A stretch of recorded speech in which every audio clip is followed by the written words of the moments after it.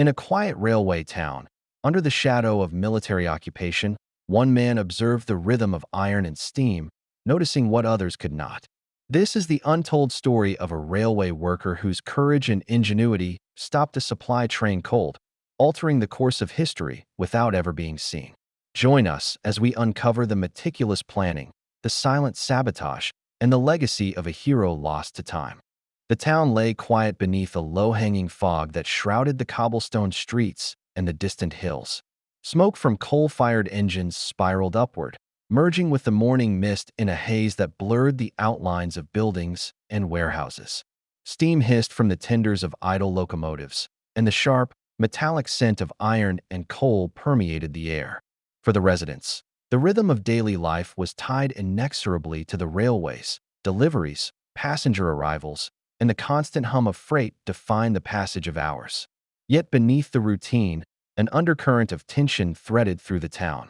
Rumors of impending military mobilizations stirred quietly, whispered among merchants, clerks, and railway workers alike.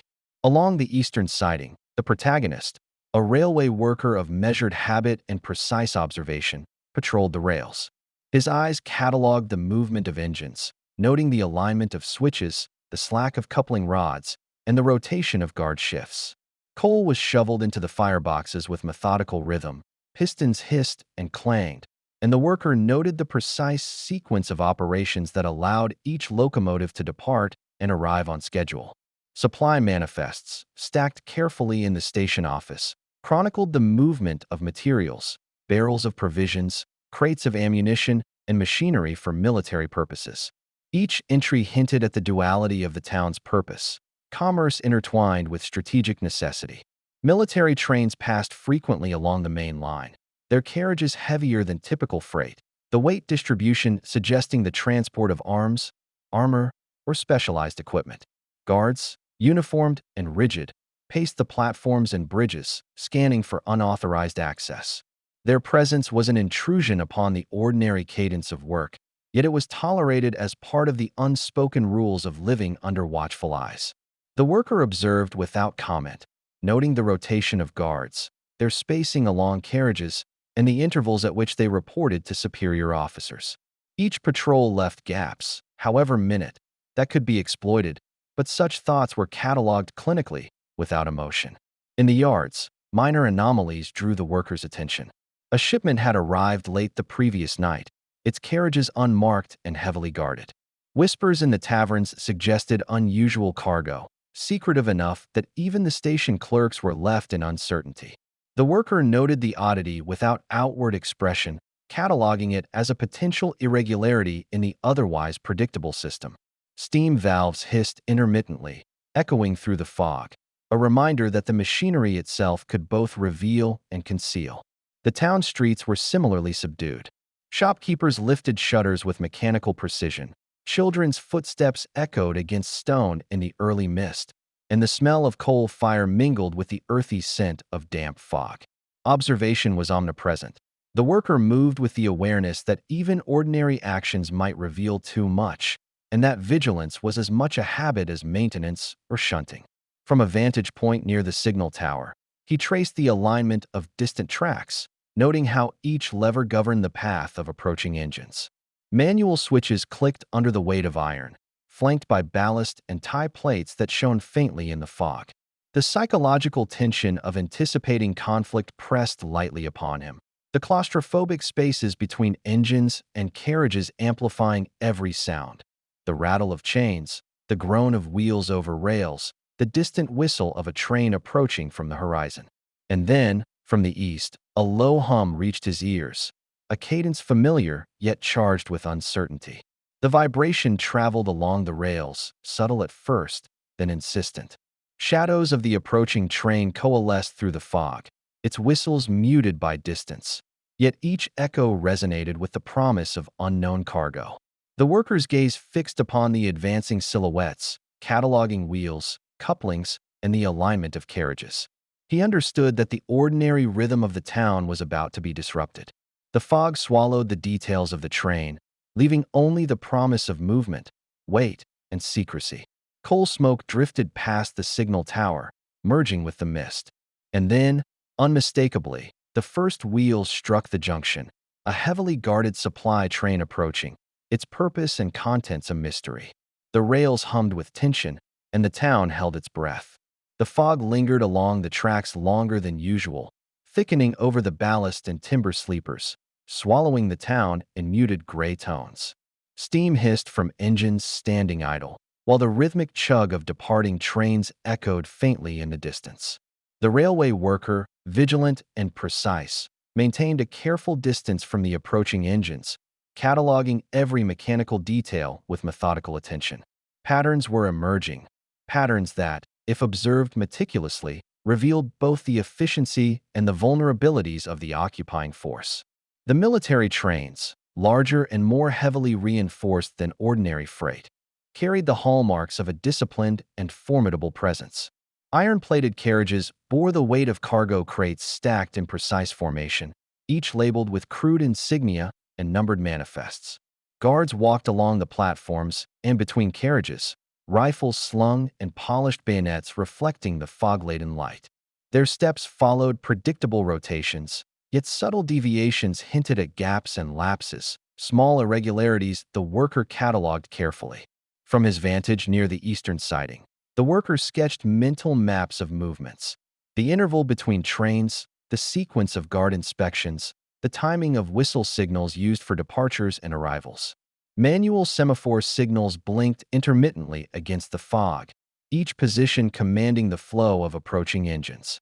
Observing these details, he noted the mechanical idiosyncrasies of the line, the slight lag in switch alignment, the minor wear on pivot points, the consistency of wheel squeal across iron rails, all facts that could later inform precision intervention.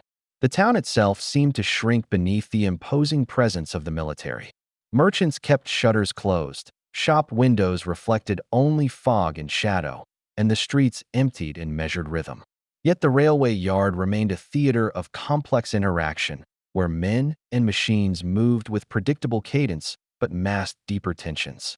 The worker cataloged the psychological dimension alongside the mechanical. The unease in the soldier's posture, the brief glances cast toward the shadows, the tight-lipped silence between patrols. Observation revealed subtle patterns in cargo security. Crates of ammunition and supplies were locked in reinforced carriages, yet guards occasionally shifted their attention, focusing on visible threats while leaving minor elements, an unguarded switch, an idle lever, exposed. The worker noted the potential for intervention, weighing the mechanical feasibility against the risks of immediate detection. Each thought was cataloged clinically, detached from emotion yet charged with latent tension. A shadow moved near the junction, long and angular, distinct against the fog-diffused lantern light. An officer, tall and deliberate, inspected the tracks with the precision of someone trained to anticipate deviation. His presence was an anomaly within the otherwise methodical pattern, a silent warning that scrutiny had intensified. The worker's pulse, though unexpressed, registered the heightened danger. Every movement would now require additional care. The realization pressed against him. These trains were more heavily armed than previously assessed. Armored carriages, reinforced couplings, and strategically positioned guards elevated both the tactical importance and the risk of any intervention. The mechanical calculations, once a distant abstraction, now carried immediate consequence. The psychological tension of potential exposure coexisted with the professional curiosity of understanding vulnerabilities, each informing the next decision.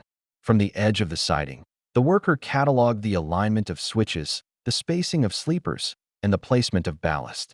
The fog, the rising steam, the glint of iron and polished bayonets, all coalesced into a tableau of calculated observation. He remained motionless, blending into the shadowed industrial landscape, while the officer's gaze swept across the rails, inspecting for irregularities invisible to the untrained eye. The tension of anticipation lingered, the fog swallowing both the rails and the observer. Every minute brought renewed awareness of the mechanical and human systems in play, each detail potentially decisive. The worker understood that his next action would require perfect synchronization with the patterns he had so carefully traced, yet a new variable had emerged: the officer's presence, a silent, looming threat in the gray expanse. In the distance, the fog blurred the glint of the approaching train. Its carriages were heavier, darker, more fortified than any previously observed. The worker cataloged the details with quiet precision, acutely aware that the ordinary rhythms of the railway were now tightly entwined with extraordinary stakes. Night folded over the yard with the same impartiality it applied to engines and men. Lanterns burned low beneath slanted eaves. The iron of rails and switch levers took on a dull, reflective pallor beneath the fog. The railway worker moved among these implements with the exactness of a man cataloging instruments, levers, throw bars, points, and the small retaining springs that governed their return to default. Each component had a predictable behavior under load. Each behavior suggested a margin of influence. He settled beside an unmonitored switch where two sidings converged. The throw bar, scored by decades of use, required a deliberate force to shift. The locking dog held tension against lateral movement. He considered these elements as if reading a schematic. To divert a heavy train convincingly yet safely, the lever would need to be set at a precise angle and secured against the rebound of the spring. The railheads would demand alignment within a fraction of an inch to avoid catastrophic telescoping of wheel flanges. The sleepers and ballast would need tamping so that any subsequent inspection read as routine. The calculations proceeded as a ledger of variables. He estimated the approach speed of the military engine from prior observations. Its departures adhered to a steady cadence, and converted that into stopping distance and the force each wheel set would impart upon encountering a divergence. Coupling tensions, carriage weights, and axle spacing were enumerated in his mind. A heavy loaded carriage could exert several tons of lateral force. The margin for error sat uncomfortably narrow. He rehearsed sequences: alter the throw, secure the lock, tamp the ballast, withdraw to shadow, observe the passage. Timing would govern success. Exposure would govern death. Moral calculus entered quietly, without flourish. The worker acknowledged that his action would disrupt supply lines and risk material loss. He forbore any notion of spectacle. The aim was surgical, to impede movement, not to create indiscriminate harm. Yet even this restrained objective carried consequences that could not be wholly foreseen. In the ledger of motives, necessity and restraint balanced uneasily. He traced the semaphore pattern in his head, manual signals from the tower, and the simple flag positions that governed departure clearances. Interference with those signals could cause confusion, but would also attract immediate scrutiny. Better, he decided, to work within the mechanical geometry of the rails themselves, using the existing choreography of levers and points to his advantage. The railway's procedural regularity both enabled and constrained intervention. A sound cut through his concentration. Boards creaked under a returning man's footsteps. He straightened, the slight motion of his hand betraying a tension he otherwise suppressed. A coworker paused nearby, lantern held high, inspecting a coupling with habitual care. For a heartbeat, the man's shadow fell over the switch. The worker pretended to check a bolt, fingers tracing a nut as if tightening, while the other man's inspection proceeded without question. Observation, he noted once again, was survival. Improvisation without cover was folly. The coworker passed by, whistle of breath masked by the fog, and the worker resumed his silent accounting. The plan hardened into a sequence of rehearsals he would conduct alone. Physical adjustments to the throw and lock, discrete redistribution of ballast, falsified maintenance marks to simulate routine work, concealment of tool marks. Each action would be executed under the guise of ordinary upkeep. The margins were thin, the variables many. He checked the timetable once more, entries scribbled in ink, amended recently to reflect an additional supply run. The next military train would not pass until a few days hence. The window for action, brief by design, offered time to refine measurement and concealment, yet it also narrowed the opportunity to a small, precarious aperture. He rose from the ballast, hands steady though his mind catalogued contingencies. Outside, lantern light trembled. Somewhere beyond the yard, the whistle of an unrelated freight measured the night. The plan awaited its appointed hour, and the worker understood how near the precipice he had placed himself. The workshop smelled of cold iron and aged timber, the dim glow of lanterns casting long, trembling shadows across the walls. Tools hung in disciplined rows. wrenches of varying sizes, grease-stained hammers, and pry bars polished from decades of use. Every instrument was cataloged in the railway worker's mind, not merely as an object, but as an extension of his own capacity for precision. Tonight, each would serve a singular purpose: to prepare for a disruption of the supply line without leaving evidence beyond routine maintenance. He moved methodically, lifting wrenches and inspecting levers on the switch. The throw bar required calibration. The pivot pin had accumulated slight rust, enough to create resistance noticeable only to someone intimately familiar with its movement. He applied a light coat of grease, ensuring the lever would yield predictably under his manipulation. Tiny scratches along the metal were brushed with a rag until they disappeared into the dull sheen of polished iron. Every mark left by prior inspections was recorded in his memory. Every adjustment was made to mimic standard wear. A small container of ballast sat nearby, gravel and crushed stone in a muted gray heap. He redistributed it along the sleepers, tamping carefully to ensure track alignment would appear uniform. Slight depressions where feet had trodden during prior observations were subtly reformed. Minor scuffing from tool movement was masked beneath dust and ballast. The mechanical surface, once altered by his hand, would betray nothing to cursory inspection. He worked in rhythm, blending physical action with mental rehearsal. Each nut tightened and lever checked was cataloged against the anticipated sequence of the sabotage: leverage angles, wheel weights, carriage spacing. Calculations ran quietly in the back of his mind. The force required to shift the throw, the resistance of the locking dog, the margin within which a carriage could pivot without derailing uncontrollably. Grease and gravel were applied as precisely as a mathematician noting constants in a formula. Outside, the faint echo of footsteps along the yard reminded him of the persistent presence of guards. He paused, listening, measuring the interval between patrols and the direction of lantern sweeps. One brief observation. A guard slowed near the siding, peering at the rails with suspicion. The worker's heart remained measured, but awareness sharpened. The guard's gaze lingered a moment longer on an altered railhead, yet after a brief inspection, he moved on, dismissing the subtle changes as nothing more than ordinary wear. He returned to the switch, testing it under his hand, as if performing a routine check. The lever yielded smoothly, the pivot soundless except for a faint metallic click. Each observation was cataloged: alignment, tension, spring resistance. The worker ensured that the sequence of maintenance gestures he performed would appear routine to any casual observer. Even the placement of tools on the bench, the slight scatter of dust, and the shine on the iron were intentionally orchestrated to simulate ongoing labor. Minutes stretched as he alternated between preparation and concealment. Grease was applied sparingly to avoid glinting under lantern light. Ballast was tamped in incremental adjustments to avoid sudden disturbances. Each task reinforced the illusion of standard upkeep while fulfilling its true function: to render the tracks ready for diversion, invisible to scrutiny, yet mechanically reliable. A distant clatter reached his ears, a patrol, approaching faster than anticipated. Lantern light cut through the fog outside, sweeping over the workshop window in broad, luminous arcs. He froze mid-motion, wrench in hand, and cataloged the variables once more: timing, shadows, distance, and the potential for exposure. The tension pressed evenly across him, quiet but relentless. The careful preparation of tools and camouflage now collided with the immediacy of detection. The lantern beam lingered near the window, then moved along the yard. He remained motionless, analytical, and silent.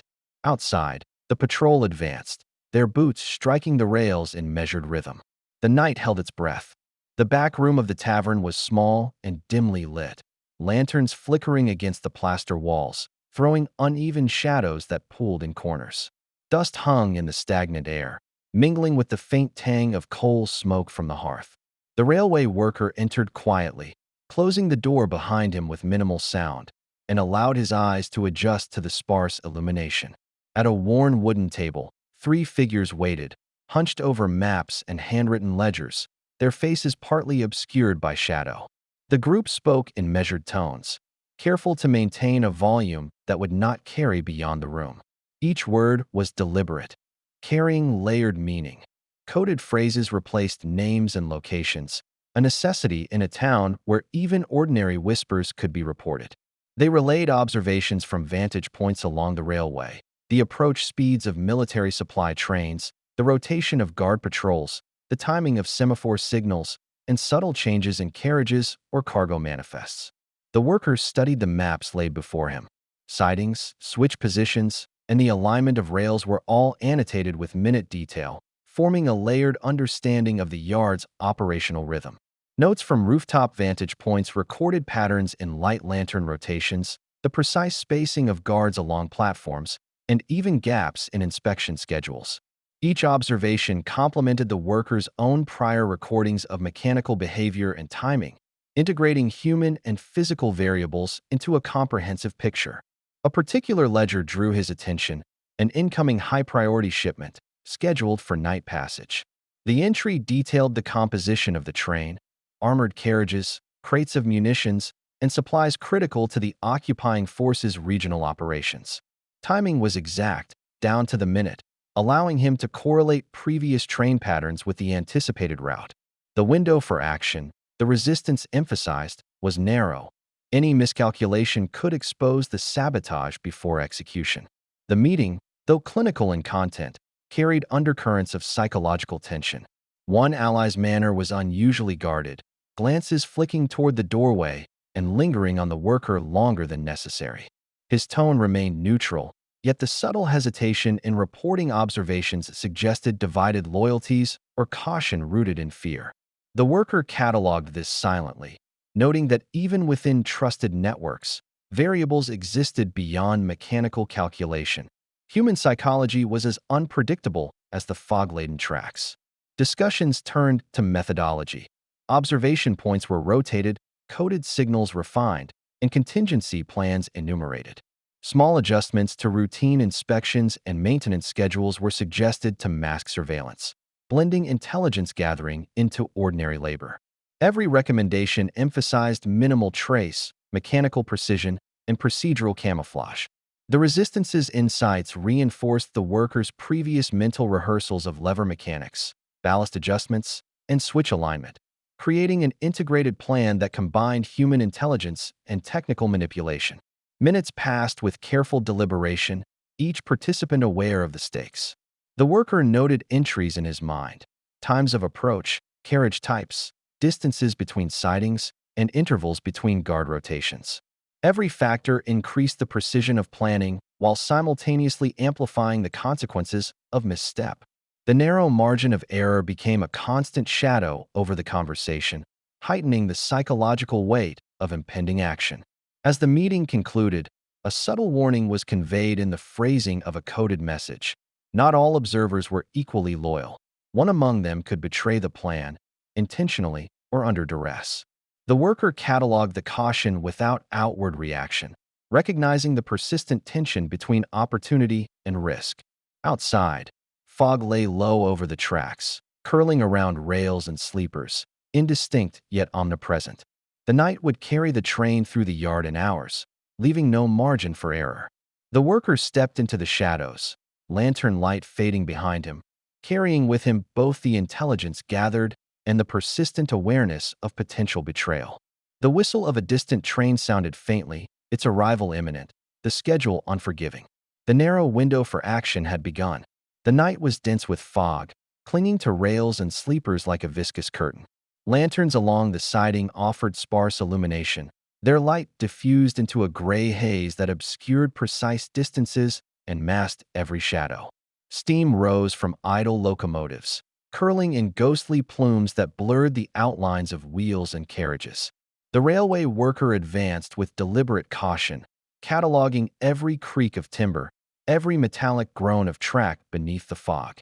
He approached the unmonitored switch, the same he had studied for days. Its throw bar gleamed faintly under the dim lanterns, pivot pin lubricated, points aligned with painstaking precision. The locking dog resisted slightly, as it had during previous tests, and he noted the necessary force to yield it without producing a sound beyond ambient mechanical hiss. Every movement was rehearsed in microseconds. Shift the lever, secure it with the catch, tamp the ballast to simulate routine pressure, and retreat into shadow.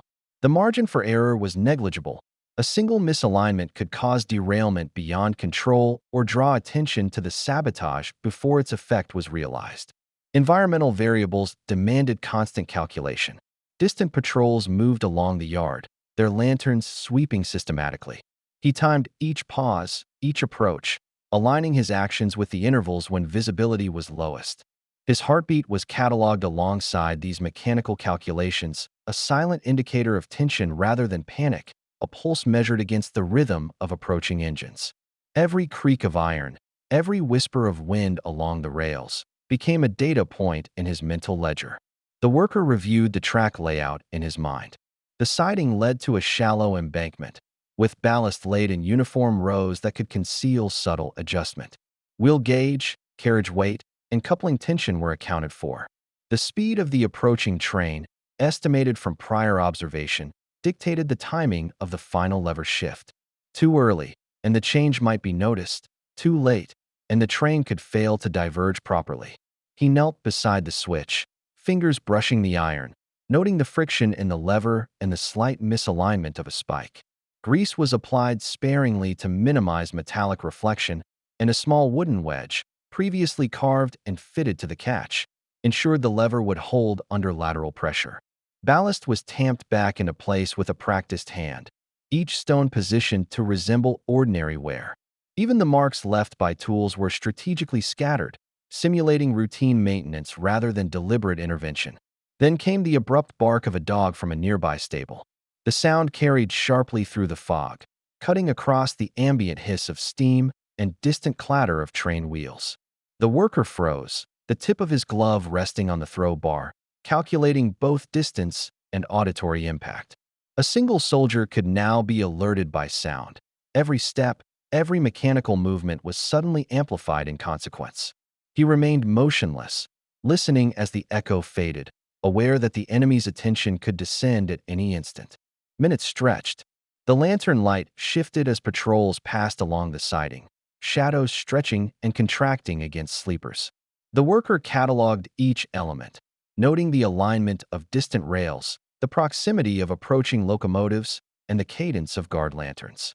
Timing was exact, every microsecond accounted for, yet the unpredictability of human or canine observation remained a constant variable. From the distant horizon, a whistle sounded, long, mournful, and uncertain. Its echo was caught between fog and steam, the sound distorted, carrying neither clarity of distance nor precise speed. The worker paused, fingers poised over the lever, eyes fixed on the faint glimmer of steel receding into shadow. Was the train early, late, or precisely on schedule? The calculation of minutes became urgent, the weight of action pressing against the cold fog. The night held its breath. The switch awaited, the lever poised, and the distant whistle carried the promise of imminent consequence. The fog clung low over the rails, dense and wet, muting distant sounds and softening the glow of lanterns scattered across the siding. Steam curled from the tenders of idling engines, drifting in ghostly plumes that merged with the mist, and the muted hiss of pistons provided a subtle accompaniment to the rhythm of the approaching train. The railway worker crouched in shadow, every muscle held in precise tension, observing the unmonitored switch he had prepared for days. The throw bar, greased and aligned, waited beneath his hand. Points were secured, ballast tamped to appear uniform, and tool marks carefully disguised. He had calculated the exact moment to manipulate the lever to coincide with the train's approach, allowing the wheels to traverse the altered path without alerting guards to irregularities. From his concealed vantage, he cataloged the final details: wheel spacing, carriage length, and coupling tension, all variables in the mechanical equation he had rehearsed countless times. A distant whistle cut through the fog, announcing the train's approach. The worker's pulse remained measured, though each beat registered sharply in his awareness. Through the dim gray, the headlamp of the locomotive appeared, a bright, spectral eye moving steadily along the rails. The weight of the engine and its carriages pressed against the iron track. Each axle exerted tons of pressure on the sleepers, a constant force capable of revealing imperfections or misalignment. He shifted the lever, precise and controlled. The metallic click of the locking dog yielded as expected. The rails diverted smoothly, carrying the lead car along the shallow siding toward the embankment. A subtle shudder ran along the points as the wheels passed, almost imperceptible if not for his trained observation. The following carriages followed in sequence, each creaking, squealing, and grinding against the alignment he had prepared. Cargo crates, ammunition, provisions, and machinery shifted violently within their compartments, some tumbling as the carriages tilted over the embankment. The sound was muted by fog and distance, but the worker cataloged every vibration and scrape. One carriage teetered on the edge, its balance precarious against the slope of the siding. A slight miscalculation could send it rolling beyond the embankment, risking harm to nearby buildings or unwary townsfolk. Every detail unfolded precisely as calculated, yet each second carried the weight of potential catastrophe. From his concealment behind the timbered fence, he observed the train's passage, recording mechanical responses as if compiling an archival record.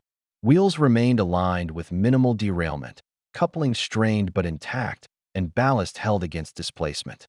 The derailment was sufficient to disrupt supply movement, but carefully controlled to prevent widespread destruction. He noted each screech of metal on metal, each abrupt shift of weight, cataloging data and outcomes with clinical detachment.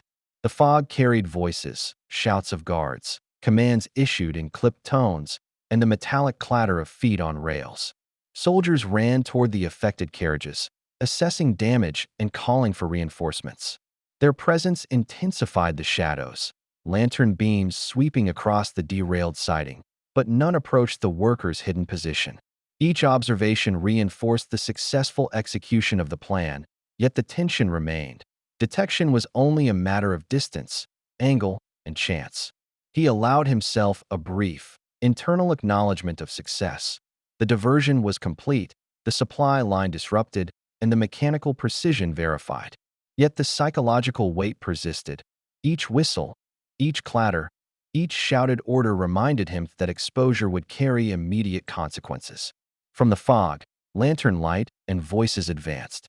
Soldiers examined the derailed engine and the scattered cargo, inspecting wheel alignment, carriage weight, and the points of divergence. The worker cataloged their movements carefully, unseen but ever present, a silent observer to the unfolding chaos he had orchestrated. The night remained dense and quiet beyond the immediate scene. He had executed the sabotage, but the presence of soldiers, the fog, and the teetering carriage maintained a lingering tension. The threat of discovery was unresolved, and the enemy's investigation had only just begun. Morning arrived with muted gray light, fog still clinging to the rails and cobbled streets of the railway town. Lanterns had been replaced by the pale wash of daylight, but shadows persisted in alleyways and under awnings. Soldiers moved systematically, boots striking cobblestones in synchronized rhythm, rifles slung and bayonets gleaming faintly against the somber light. The derailment of the previous night had prompted an immediate and thorough investigation. Nothing was left to chance. The railway worker walked among the townsfolk, blending with casual laborers and merchants whose expressions were taut with unease. He observed every movement, the subtle flinch of a clerk when a patrol passed, the careful avoidance of eye contact by a shopkeeper, the precise, practiced gestures of the guards as they documented evidence. Soldiers inspected rails and switches, leaning close to pivot points, checking the throw bars for signs of tampering, running hands along ballast and sleepers.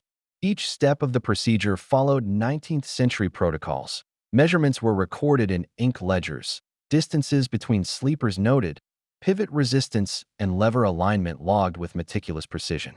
Patrols interrogated townsfolk in hushed tones that carried no warmth. Questions were brief, measured, and repeated. Who was near the siding last night? Did anyone notice irregular movements? Had maintenance been conducted outside of the normal schedule? Answers were recorded immediately, signatures or marks appended to the ledgers. The worker noted patterns in questioning, cataloging which inquiries suggested suspicion versus routine verification. Every glance, every gesture, every pause became data in the quiet ledger of observation he maintained. A shadow passed near him, a man from the resistance network he had met weeks earlier. The informant lingered unnaturally close to a patrol, whispering brief words in the officer's ear. For a moment, The worker's chest tightened. The exchange was subtle, almost imperceptible, yet carried the unmistakable cadence of potential betrayal. The officer scribbled notes, nodded, and the informant retreated. Whether the man had simply shared general suspicion or hinted at specific knowledge, the ambiguity was enough to elevate tension in the worker's mind. Observation, discretion, and mental calculation became immediate imperatives. The soldiers inspected each switch, checking pivot points and throw alignment, examining ballast compression and the subtle sheen of wear along the rails. Iron surfaces were noted for inconsistencies, misaligned spikes, or evidence of grease applied outside standard maintenance schedules. The worker cataloged the timing of inspection, the precise angles from which each lever was examined, and the sequences in which carriages were reviewed. Even in apparent randomness, there was method. Patterns were revealed to those trained in observation. As hours passed, the quiet unease of the town grew heavier. Markets were half empty, doors shuttered, and the rhythm of daily life slowed. Yet the worker remained among the crowd, a neutral observer, measuring psychological responses as carefully as mechanical variables. The informant's movements had not yet implicated him, but the reminder that even trusted allies could become vectors of exposure remained persistent. Finally, a sharp command cut through the morning fog. The lead officer, standing atop a small rise near the siding, addressed the gathered railway staff in a tone precise and unyielding. Every worker along the line will be inspected. Every switch, every lever, every ledger will be accounted for. No detail is too small. Compliance is immediate. The words carried weight beyond mere procedure. They were an implicit warning of consequences for deviation. The railway worker cataloged the order, committing the sequence and scope of inspection to memory. Every variable, the timing of patrols, the rotation of guard oversight, the condition of mechanical components, now existed within a compressed window of heightened risk. The announcement was both procedural and psychological. Every worker was under scrutiny, and any misstep could reveal what had transpired under the cover of night. The town seemed to exhale in collective tension, the fog lingering like a gray veil over rooftops and tracks. For the worker, the meticulous observations and carefully cataloged calculations of previous nights were no longer merely academic. They were measures of survival. The inspection of every railway worker was imminent. The margin for error had narrowed to the smallest fraction, and the possibility of exposure loomed with each shadowed step along the siding. The workshop was dim, the morning fog still clinging to the windows, muffling sounds from the yard. Lanterns hung inert, their faint glimmers eclipsed by the gray light that filtered through soot-streaked panes. Shadows pooled in corners, stretching across workbenches, tool racks, and coiled hoses. The railway worker moved among them with deliberate care, each step measured to avoid the echoing creaks of timber underfoot. He approached his workstation as if performing routine inspection, adjusting couplings and examining a lever with meticulous precision. His mind cataloged every variable, the alignment of the rails, the condition of ballast, the recent position of switch points, and the timing of patrols that had passed moments earlier. The saboteur's task was twofold: maintain appearances while subtly obscuring evidence of prior tampering. He ran a brush along the rails, dispersing dust to mask recent footprints, then tamped ballast at slight angles to disguise disturbances. Tool marks were obscured beneath smudged grease, each smear executed to simulate maintenance, not interference. Even the coiled wires near the signal box were reset in patterns consistent with prior labor, as if no disruption had occurred. Every micro-adjustment was cataloged mentally, a ledger of mechanical and human variables carefully updated. Movement outside suggested the approach of a patrol. Lantern light glinted against distant rails, revealing the predictable rhythm of boots and rifles. The worker paused, chest steady, heart measured, and allowed the inspection of one siding to coincide with the patrol's line of sight. Routine actions, tightening bolts, realigning levers, noting switch tension, masked his presence while allowing him to observe the soldiers without drawing attention. Every detail of posture, glance, and pause was recorded as if he were compiling an archival account rather than merely surviving. From the corner of his vision, a shadow moved differently than the rest. The informant from the resistance network, previously cautious but loyal, now lingered too close, eyes fixed on him with a subtle, unspoken scrutiny. Each step the informant took was measured, silent, and calculated. The worker cataloged every motion, the distance maintained, the angle of approach, the faint rustle of coat against timber. He adjusted his own actions, turning toward benches or leaning over tool racks to remain partially obscured while continuing routine labor. Psychological tension heightened. Observation had become a duel of presence and concealment. Minutes stretched into what felt like hours. Every passing soldier, every echo of boot against iron, intensified the sense of exposure. Yet the worker's movements remained precise, rehearsed, and entirely neutral in appearance. He tested each lever subtly, ensured ballast compression appeared uniform, and reset tools in familiar positions. Evidence of prior sabotage was now effectively hidden, masked within the ordinary cadence of maintenance. A distant whistle of a train approached, its sound muffled and ghostly through fog and steel. The worker noted the timing and alignment, all variables consistent with prior recordings. His attention returned to the shadow trailing him. The informant had paused, lingering just beyond the range of light. Observation alone maintained a tenuous barrier against detection, yet uncertainty gnawed at the edges of his focus. Then, abruptly, a guard appeared at his workstation.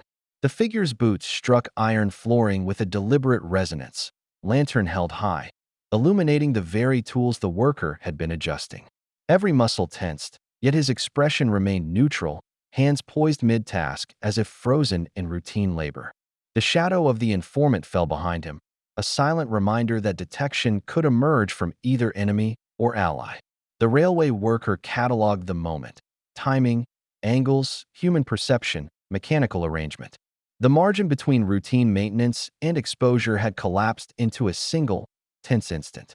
Outside, fog and shadows conspired to conceal him, but within the frame of the guard's lantern, the balance between survival and discovery was suspended. The encounter, though unresolved, left a lingering question. Would the meticulous preparation, camouflage, and psychological acuity be enough to prevent detection, or had the margin for error finally vanished? Fog lay thick over the rails, damp and clinging, muting sound and reducing visibility to mere meters. Lanterns flickered along the siding, their halos swallowed by the gray mist. Soldiers patrolled systematically, boots striking iron and timber in rhythmic cadence, rifles held loosely but ready. The railway town had contracted under the weight of fear. Windows shuttered, shop fronts remained closed, and every step outside carried the quiet tension of surveillance. The railway worker observed from the shadows of a covered platform, cataloging every patrol route, every lantern sweep, every pause and footfalls. Decoy trains had been introduced, armored carriages and crates of non-essential cargo positioned along sidings at odd intervals. Their presence was designed to mislead, to draw attention away from strategic shipments. Even from a distance, he noted the additional sentries, the altered spacing between railcars, and the extra security checks. Every decoy train mirrored the layout and mechanical characteristics of legitimate supply runs. Coupling strength, wheel alignment, brake tension, and signal positions were consistent with standard operational procedures. He moved among the workshops and yards under the guise of routine maintenance, cataloging these adjustments with detached precision. Tracks were inspected for alignment, switch points checked for responsiveness, and ballast compression verified. His presence appeared ordinary, yet every gesture was calculated to collect intelligence. Each lantern beam sweeping nearby prompted a subtle pause, every distant whistle recorded for timing consistency. Psychological tension weighed heavily. The worker's mind continuously balanced opportunity and risk. A second sabotage could cripple enemy logistics more severely, yet the increased patrols and decoy trains elevated the probability of detection. He mentally cross-referenced guard rotations, mechanical data, and human behavior. Every approach, every divergence, every minor irregularity became a potential clue, not merely to the train's movements, but to the enemy's anticipation of further sabotage. News filtered through his small network of allies. Coded signals and whispered observations indicated that a high-priority military shipment was imminent, heavier and more heavily guarded than any prior transport. The worker cataloged the details: carriage composition, expected weight distribution, speed estimations, and guard placements. He noted points of vulnerability in the siding, switches lightly monitored during brief intervals, slight delays in signal clearance that could be exploited if precision and timing were exact. Yet, even these small windows carried heightened risk. The enemy's web of surveillance had tightened around every rail and every worker. From a shadowed vantage, he observed townsfolk moving cautiously, their expressions taut with anxiety. Some avoided the siding entirely, fearful of patrol scrutiny. Others lingered near open doors, eyes fixed on lantern light and listening for irregular sounds along the rails. The psychological weight of both human observation and mechanical precision pressed on him. Each step toward action required a meticulous balance between camouflage and initiative. Minutes stretched with methodical observation. Signal levers, couplings, and track points were all noted and mentally mapped, forming a complete, archival understanding of the yard under intensified security. Patterns were established: patrol frequency, decoy train positioning, response times to unexpected anomalies. He knew that the critical shipment approaching could represent either his final opportunity or his ultimate exposure. A distant whistle cut through the fog, carrying over rails slick with dew. It was unmistakable, precise in timing, heavy in cadence, and far closer than any previous shipment. Lanterns flickered along the siding, shadows stretching long and narrow. The worker cataloged every detail: the speed of approach, the spacing of carriages, the anticipated guard rotations. The window had arrived, but with it came the realization that the web of surveillance had tightened almost to its limit. The critical shipment moved steadily into view, each carriage a silent question. The worker's mind cataloged potential outcomes, mechanical calculations, and human risk in equal measure. The fog, the black and white contrasts of shadows, the shifting lantern light, all converged to heighten both opportunity and peril. This shipment, heavier and more guarded than any before, could be his final chance to act. The margin for error was vanishingly thin, and the consequences of misstep catastrophic. The rails awaited, the switch prepared, and the night held its breath. The pre-dawn mist hung over the siding like a pall, curling along the rails and curling around the undercarriages of stationary trains. Steam from the locomotives drifted in slow, pale tendrils, merging with fog to produce a gray-white haze that softened the edges of sleepers, wheels, and ballast. The town was quiet, subdued under the shadow of military vigilance. Yet the railway worker moved among the tracks with the precision of a mechanical chronometer, cataloging every detail with clinical detachment. He approached the carefully selected switch, now the locus of his final operation. The throw bar responded as rehearsed, points yielding with minimal resistance. Ballast compression and lever alignment were flawless, a product of repeated trials and meticulous preparation. His gloved hands adjusted minor imperfections, ensuring that any deviation would appear as routine wear, not deliberate manipulation. Every mechanical variable, wheel gauge, carriage weight, coupling tension, had been considered and accounted for, leaving only execution. The whistle of the approaching supply train cut through the pre-dawn stillness, distant yet steady. Each carriage, armored and loaded with munitions, supplies, and machinery, rolled with predictable rhythm. The worker observed from shadowed timber, cataloging axle loads, suspension response, and wheel alignment. When the first carriage met the altered switch, it diverted cleanly along the shallow siding. Minor derailments caused crates to shift, some toppling gently onto the embankment, yet all remained contained, enough to disrupt supply without causing casualties. The black and white tableau of scattered cargo, steam, and steel moved in silent choreography. Wheels screeched briefly against slightly misaligned rails, producing controlled friction that signaled success. The embankment absorbed weight and energy without catastrophic collapse, and each carriage came to rest in positions that would appear incidental to casual observation. The railway worker's psychological weight eased slightly, though his posture remained tense. Success had been achieved, yet the vigilance of soldiers persisted. From his hidden vantage, he noted the absence of immediate pursuit. Guards inspected carriages, tapping wheels and measuring alignment, recording observations in inked ledgers. Lantern light glinted off polished surfaces, illuminating no irregularities that would betray his presence. He cataloged their responses, methodical, precise, yet ultimately misdirected.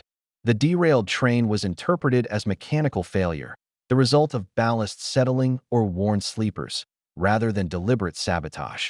Subtle signs of intervention were left deliberately, a slightly displaced spike here, a minor smudge of grease there. Each trace was crafted as a potential clue for future resistance members, a silent signal embedded in the mechanical fabric of the railway. It was a victory that left no mark on the occupying force's understanding, invisible yet profoundly consequential. The worker allowed himself a brief internal acknowledgement of triumph. The supplies had been delayed, strategic disruption had been achieved, and no townspeople were harmed. The calculated risk, the margin for error he had meticulously measured, had paid off. Yet, even in that moment, a detached awareness remained. Exposure was always a latent possibility, a historical uncertainty waiting to surface. As the first light of dawn stretched across rooftops and rails, the worker walked quietly among civilians emerging from their homes, blending seamlessly into ordinary life. Steam rose from tinders and chimneys, drifting upward in gray-white columns that mirrored the secrecy of his deeds. Shadows of the previous night's operation lingered only in his mind and in the silent ledger of observation he carried. The enemy never discovered the true saboteur. The town would whisper of minor accidents and derailed trains, but the precise orchestration remained unseen. His work, executed with mechanical and psychological precision, had achieved its objective: disruption without detection, silent yet irrevocably impactful. The pre-dawn mist carried no evidence of him, no acknowledgement but the scattered crates and slightly misaligned rails. He vanished into routine life, invisible yet historically significant, leaving behind a legacy embedded in shadow and steel. Decades had passed since the rails of the quiet town had been deliberately misaligned, yet the echoes of that night lingered in both steel and memory. The siding had long been restored, ballast tamped and sleepers replaced, and the locomotives had resumed their steady, coal-driven rhythm. Steam rose in slender columns from the tenders, drifting into the gray pre-dawn air. The tracks gleamed faintly beneath a soft wash of fog, a monochrome tableau of order reclaimed after disorder. Military historians later noted a series of critical delays in enemy supply lines that coincided with strategic engagements nearby. Reinforcements arrived late, ammunition shortages slowed offensives, and logistical coordination faltered in ways that, though subtle, shaped regional outcomes. Archival records cataloged train schedules, guard logs, and shipment manifests, yet the precise cause of these delays remained ambiguous. Scholars surmised mechanical failures, environmental conditions, and human error, but in quiet notebooks, sometimes a footnote hinted at intentional sabotage. The railway worker himself had vanished into the fabric of ordinary life.